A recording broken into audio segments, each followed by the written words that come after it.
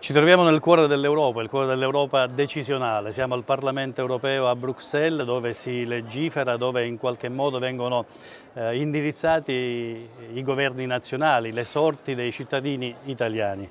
E questo è un momento particolare per l'Europa, perché è un momento in cui bisogna dimostrare compattezza, unione e soprattutto unità di intenti per quanto riguarda molte direttive, alcune delle quali, forse le più importanti, convogliano verso la Sicilia, riescono in qualche modo a coinvolgere appunto la terra nostra isolana. Per cui è molto importante in questo momento il savoir-faire e l'esperienza dei nostri rappresentanti siciliani. Con noi c'è Giovanni La Via, che ha un ruolo fondamentale all'interno del Parlamento europeo per la veste istituzionale che ricopre, in quanto è Presidente della Commissione Ambiente, Sanità e Sicurezza Alimentare del Parlamento appunto europeo. Lei, onorevole, ha un ruolo chiave e in questo ruolo ci sono diversi settori che coinvolgono la Sicilia, per cui andrei con ordine. Cominciamo dall'IGP, l'indicazione geografica protetta. È un marchio di qualità che viene dato dal Parlamento europeo per determinati prodotti in base alla specificità sia del prodotto sia del territorio. Recentemente c'è stata la registrazione del marchio dell'IGP dell'olio d'oliva. Ecco, è facile capire, immaginare e dedurre quali siano i vantaggi non solo per i produttori ma anche per i consumatori. Non c'è dubbio che l'Europa abbia sino adesso avuto un grande ruolo e abbia realizzato alcuni marchi comunitari, come sono le denominazioni di origine protette, le cosiddette DOP, le indicazioni geografiche come l'IGP, che aiutano nella valorizzazione perché danno precisi riferimenti di origine ai prodotti.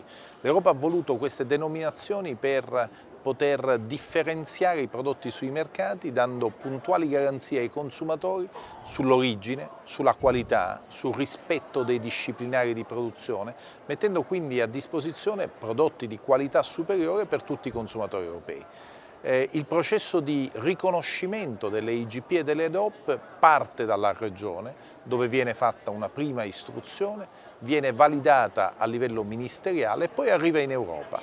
In Europa riscontriamo e la Commissione europea si occupa di istruire tutta la pratica per arrivare poi al riconoscimento finale. Quella dell'IGP dell'olio è stata una grande battaglia che abbiamo portato avanti per due ragioni. In primo luogo perché è necessario valorizzare all'esterno un prodotto che è un marchio noto e utilizzare il brand Sicilia, il marchio Sicilia è la cosa più importante. Siamo riusciti a farlo con l'IGP dell'olio e pensiamo che questo ci possa portare un grande vantaggio commerciale perché le indicazioni o le denominazioni che avevamo sino adesso erano la Monti Iblei, le colline nissene, le valli trapanesi, tutte denominazioni che quando usciamo dalla Sicilia non sono note, mentre il brand Sicilia ha una precisa notorietà e questo ci aiuterà a valorizzare il nostro prodotto. Sino adesso in Italia c'era solamente l'olio toscano come olio regionale, ma quello siciliano, essendo almeno di 10 volte superiore in termini di volume dell'offerta, sarà la battaglia più grossa che dovremo affrontare nei prossimi anni per trovare valore per i nostri produttori e soprattutto per affermarci su mercati sempre più distanti dalla Sicilia. Un successo l'IGP dell'olio, ma ci sono tanti altri prodotti siciliani che andrebbero protetti, come dalle arance al pistacchio, giusto per fare degli esempi. Si ha la sensazione talvolta che la Sicilia esca penalizzata da una sorta di negoziazione logica che c'è nel dover cedere anche il passo e il mercato, se è il caso, a determinati altri paesi della comunità.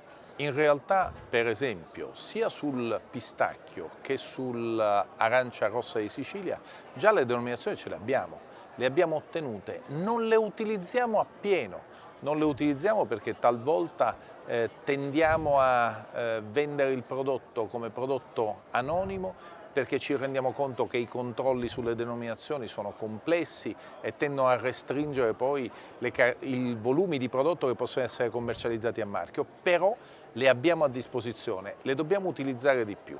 Dall'altro lato è vero quello che dici, che in realtà molto spesso in accordi internazionali, in quello fatto col Marocco, in quello fatto con la Tunisia per l'olio, l'agricoltura è merce di scambio, ma l'unica cosa che questi paesi possono esportare sono i prodotti agricoli e agroalimentari e sono nostri concorrenti sui mercati. Questo è un problema, ma dall'altro lato, se vogliamo risolvere, come vogliamo risolvere in realtà il problema dell'immigrazione, a questi paesi della sponda nord del Mediterraneo qualcosa dobbiamo dare. E siamo in ogni caso perdenti nelle battaglie di difesa che facciamo, perché tutto il nord Europa è a favore, perché tanto loro non ci rimettono niente e vedono controllati i flussi migratori. A proposito di negoziazione, è in corso di negoziazione il TTP, cioè il partenariato transatlantico su commercio e investimenti, un importante accordo commerciale che può portare a sviluppi sia in campo occupazionale sia in campo appunto economico, sia per l'Europa e sia per gli Stati Uniti.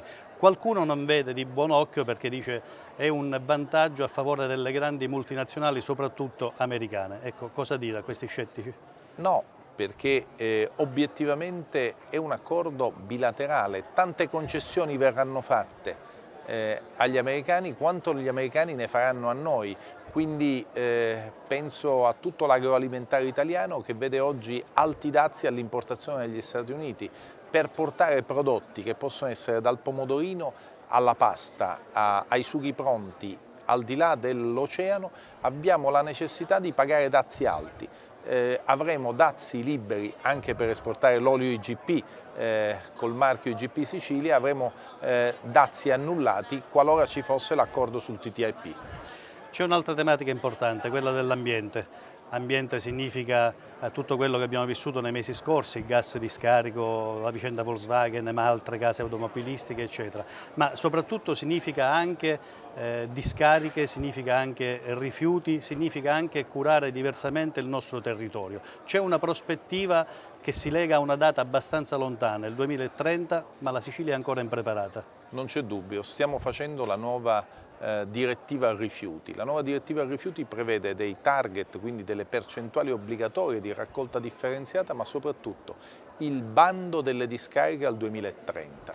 Oggi il 2030 ci sembra una data lontanissima, ma per impostare un sistema razionale dei rifiuti che preveda una raccolta differenziata, la riutilizzazione sia della frazione organica che di tutte le altre frazioni riutilizzabili e poi ovviamente la termovalorizzazione di una parte dei rifiuti, di una parte minima, sarà tra il 20 e il 25%, questo è un progetto e un processo di lungo periodo che dovremo applicare a tutto tondo per avere alla fine una regione che gestisca in modo razionale i propri rifiuti. Dobbiamo ridurli e utilizzarli in modo proficuo, così i cittadini siciliani pagheranno di meno e avremo un ambiente sicuramente migliore. Dobbiamo pensare a questo processo in 10 anni, ma se non cominciamo non finiremo mai. Altro tema caldo, importantissimo per l'Italia, ma soprattutto per la Sicilia, è quello legato all'immigrazione. Nei giorni scorsi a Catania si è inaugurata la nuova sede di Frontex, è un segnale di come Catania e la Sicilia in particolare siano i portabandiera di una sorta di accoglienza, di una sorta di socializzazione globale in un momento veramente difficile, ma c'è da guardare oltre.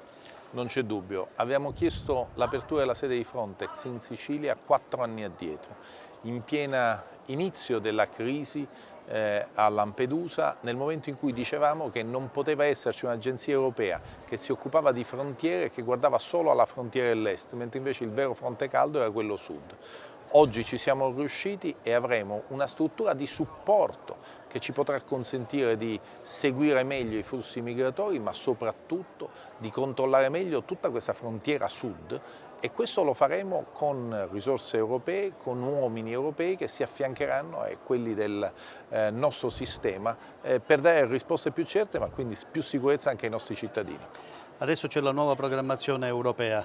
Cosa chiedere all'Europa, ma soprattutto cosa chiedere ai nostri rappresentanti in Europa, in Parlamento, e poi cosa chiedere anche ai nostri politici di riferimento nazionale, regionale e locale, ma soprattutto forse cosa chiedere anche ai burocrati, cioè come non essere impreparati e come sfruttare al meglio queste risorse. Abbiamo a disposizione tante risorse che potremo utilizzare nei mesi e negli anni che verranno, sino al 2022. Parliamo di miliardi di euro, non possiamo sprecarli e soprattutto non possiamo e non dobbiamo utilizzarli per sostituire spesa corrente della nostra regione. noi dobbiamo utilizzarli per fare quegli investimenti che sono necessari per creare condizioni per lo sviluppo, perché solo dove ci sono le infrastrutture arriveranno le imprese a fare gli investimenti e solo dove ci sono le imprese ci sarà occupazione. Non possiamo più pensare che sia la regione a risolvere i problemi occupazionali dei siciliani, ma dovremmo avere imprese che investono da noi e che creano occupazione.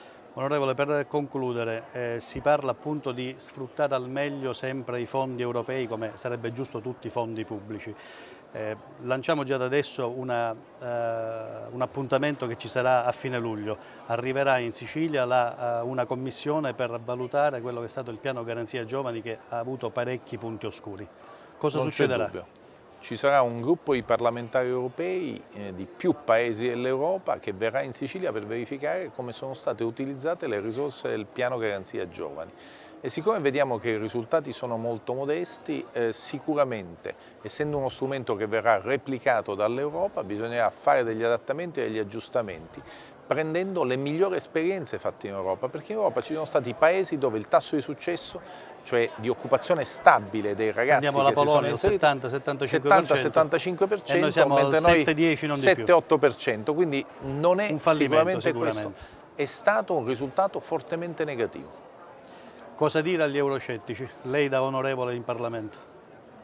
L'Europa è il futuro, insieme, soprattutto in un contesto nel quale si ampliano i mercati e soprattutto in un contesto nel quale abbiamo bisogno di altri paesi per crescere, di avere libero movimento, di avere flussi turistici sempre più forti e rilevanti, abbiamo la necessità di vivere un futuro e programmare un futuro tutti insieme. L'Europa ci ha dato la pace negli ultimi 70 anni e vogliamo continuare a vivere in pace. Certo, dovremmo chiedere un'Europa meno burocratica e con un'anima diversa, ma sicuramente non penso e non riesco a pensare a un futuro senza l'Europa. Abbiamo bisogno di più politiche europee e non meno politiche europee, perché insieme possiamo fare meglio. Grazie onorevole Lavia. Grazie a voi. Allora con questo messaggio di speranza è tutto.